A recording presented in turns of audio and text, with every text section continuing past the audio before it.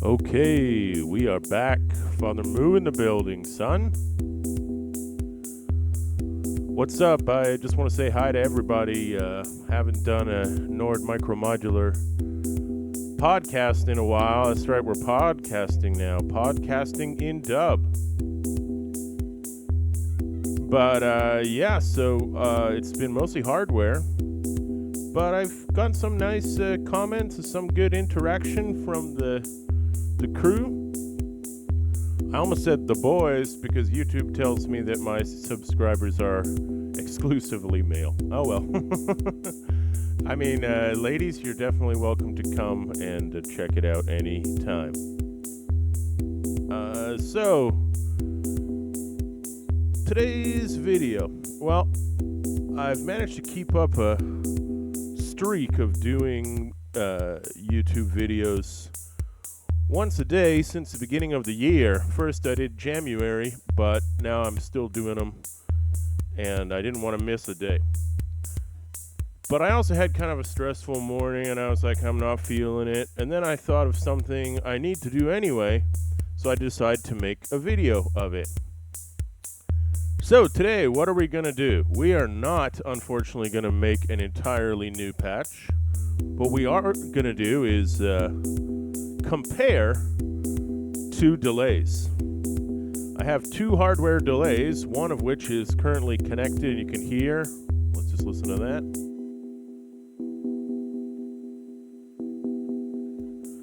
It's a bit noisy. I think the noise is coming from the fact that my desk is crowded with gear, and before the power adapter for the laptop was closer to the delay pedal and it was making even more noise. But this is one of the limitations of hardware, or the limitations of my budget, whatever way you want to look at it. But the whole point is, yeah, we've made some dub patches already on the Nord Micromodular. That's great. And right now we're listening to one delay, and later we're going to hook up the other delay and check it out. If you look at my thumbnail, you can see both the delays, the Zoom Multi-Stomp MS-70CDR. CDR stands for Chorus Delay Reverb. That's the little light blue one on the left. It has a little screen showing whatever effect is currently active. That's the old one. That's the one we've been using since the beginning of the year. I say we because, we're all on a team here, guys. I mean, everybody. Y'all. And the other delay is the RE-20 Roland Space Echo emulation. So this was made by the pedal company Boss as an imitation of the original Roland Space Echo. And it's the larger green one. Just change patches here, so let me just tap tempo in. Although it sounds kind of cool right now, doesn't it?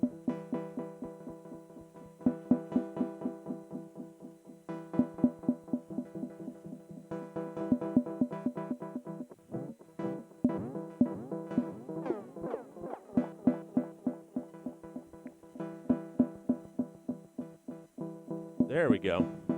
Nice and synced up now. Let's drop the bass in.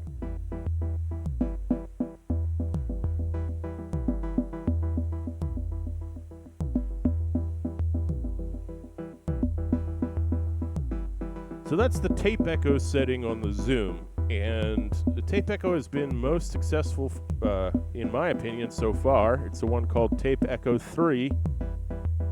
It's emulating some other kind of tape echo, and the Space Echo, the Roland Space Echo that we'll hear later, is also an emulation of a tape echo.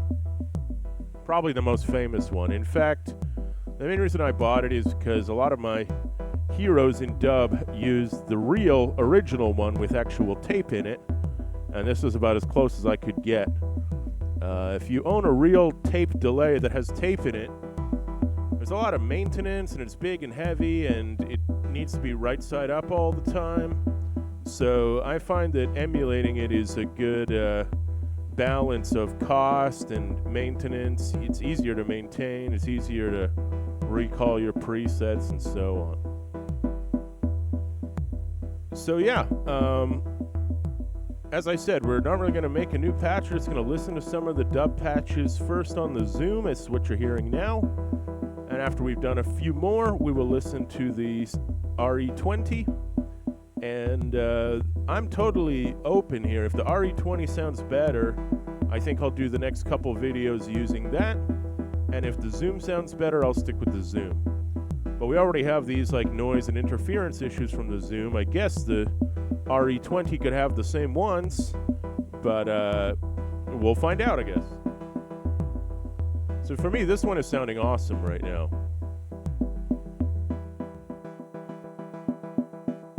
Especially like that. Both of the delays have tap tempo. The Zoom is a little easier to use because it'll actually tell you what the tempo is on the screen. And my workaround has been, if I don't, like right now, I tried to tap in 99, which is what the patch was at, 99 BPM. And the closest I could get is 101. So I just upped the speed of the sequence to 101 BPM, and they're in perfect sync.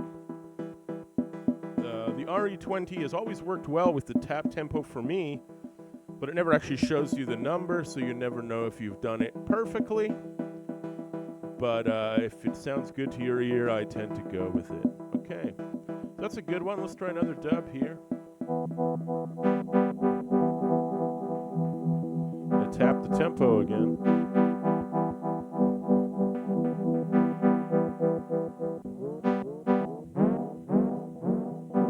That distinctive like whoop sound is exactly what tape echoes sound like.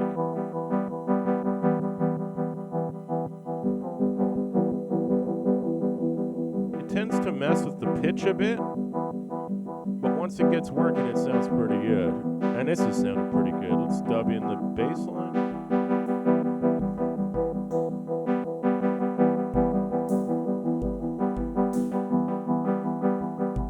Looks like we don't have a bass line. We have some drums on this one.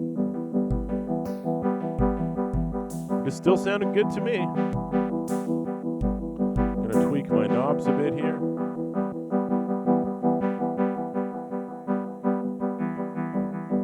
Nice, man. This is exactly right. Okay, so that's drift dub. Let's do one more. Okay, that one has a bass line in it.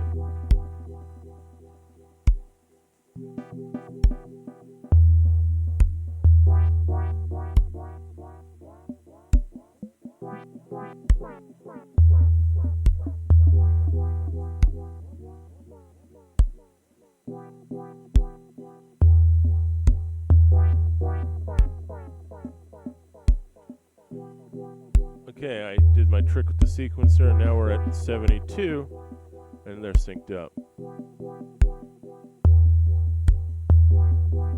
I almost feel like my bass line is overwhelming it a bit there.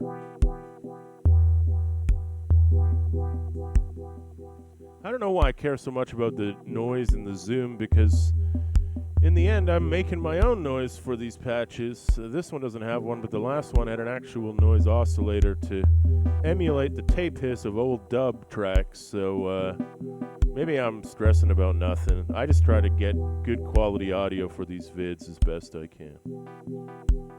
Okay, so I think that'll do it. There's 4 patches. If I keep going through patches, people are going to get bored. We've heard what they sounded like there, and feel free to scroll back later and compare when we're watching this on YouTube. I'm just going to stop the tape for a sec and switch the delays, because that'll make some annoying crackling sounds, and we'll be right back. Do, do, do, do, do, do.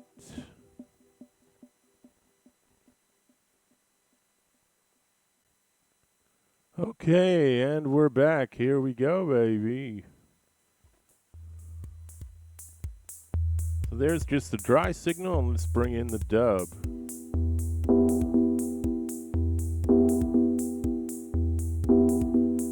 So right off the bat, one of the biggest differences, and I know you can't see anything on the screen about this, but I'm doing my best here.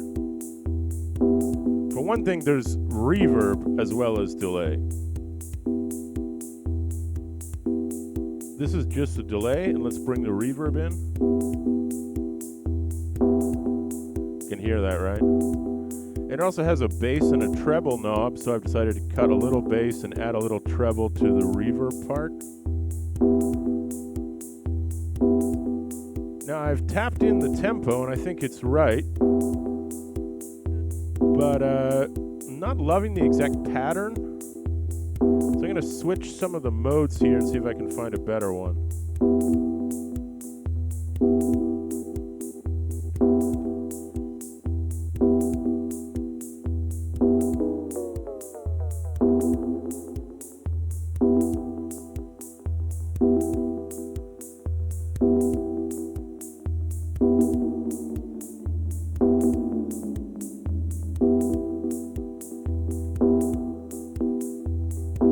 Okay, that actually sounds better.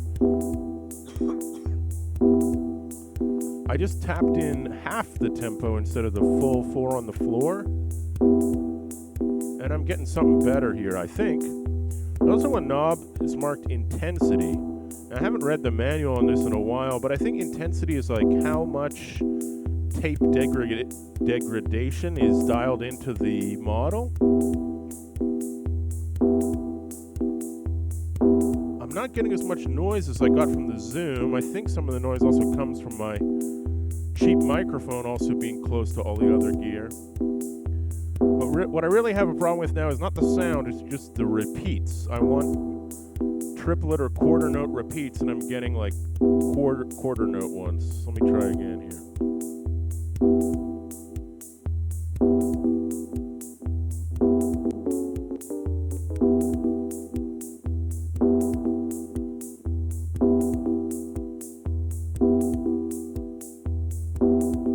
Sounds similar.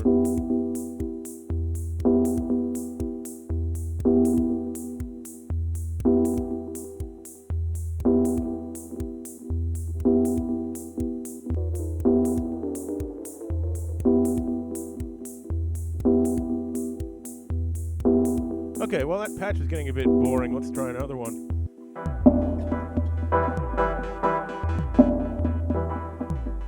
Okay, that's instantly better.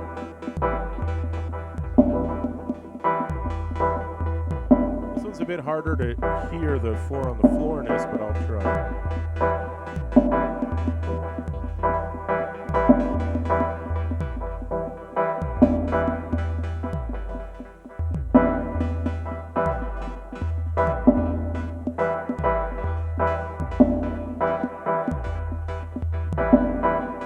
It's certainly interesting and complex, but it's not the typical dub timed delays that I'm looking for here.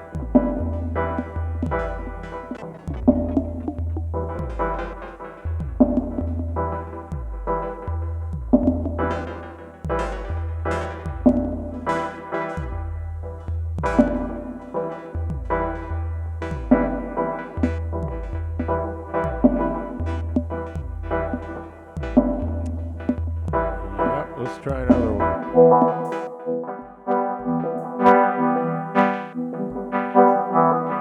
The reverb is a little loud now.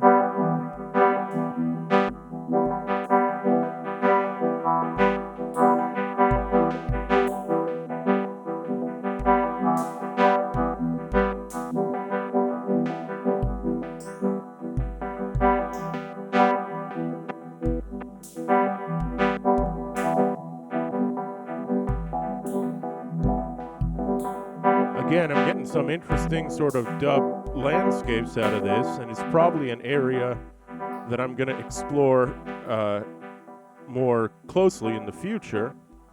But at the same time, I think it's better when I'm in control rather than when I'm not, as a general sort of rule, because that helps me get closer to the sounds that I'm trying to get. So sometimes there are definitely happy accidents, which I've talked about many times. But at the same time, they're not all happy. Let's try one more.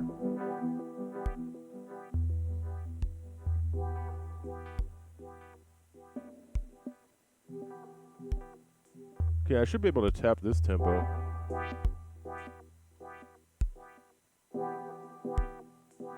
Just gonna help myself out by drawing in some more kick hits until I get the tempo right.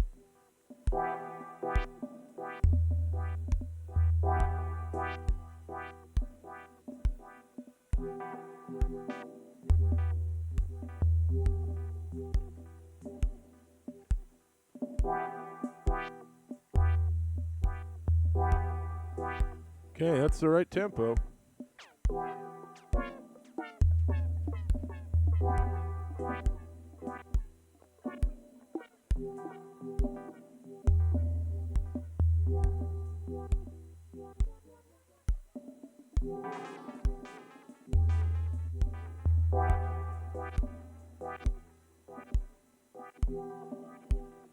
Yep, let's take those kick hits out again.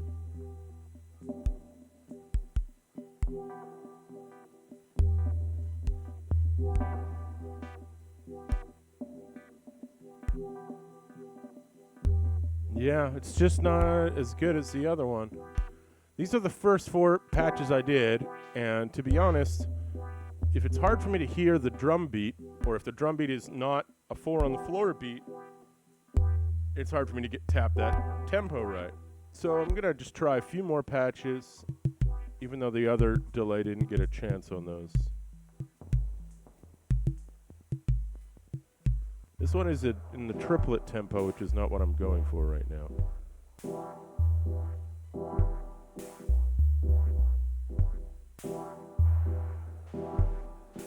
Okay, this should work. Hold on.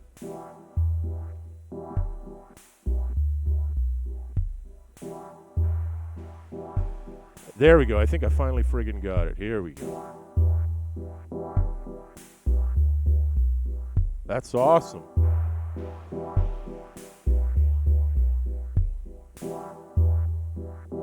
I just want to listen to that for a bit. Let's hold on.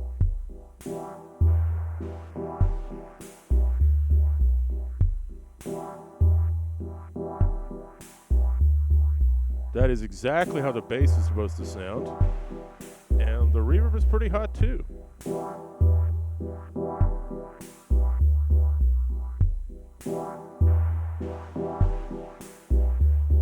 Plus also those little noisy hits are in the reverb channel and it sounds great to me.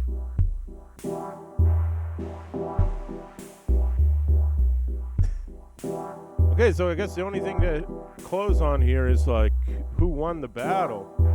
And I have a feeling the Zoom is still more appropriate. But a lot of it is probably just my patches. And that's fine. I mean, this one sounds awesome. So maybe what really happened is, and this is probably true, this is the real conclusion, folks. I built the patches with the Zoom, and therefore the Zoom sounds better with them because they're designed to work with its sounds. And now that I have a different delay attached, maybe I need to start from scratch and make the delay patch, make the dub patch with the delay attached, and then I'll get a sound closer to what I want. But this one proves that it can definitely sound good, because this sounds... I'm really not trying to jerk my own horn here or anything, but the bass line just sounds exactly how I wanted it to. It's almost a sine wave. It's got that little trace of digitization in it, and it's just sweet. Yes. By the way, if you're not listening on headphones or you're listening on an iPhone, it's not going to sound anywhere near as good because the bass is definitely way too quiet. I noticed this after uploading some clips to IG and to Instagram, and the bass just disappeared. At least when I listen to my phone. Okay, I think we're going to call it there, folks. It almost sounds like a little out of time, but in a good way.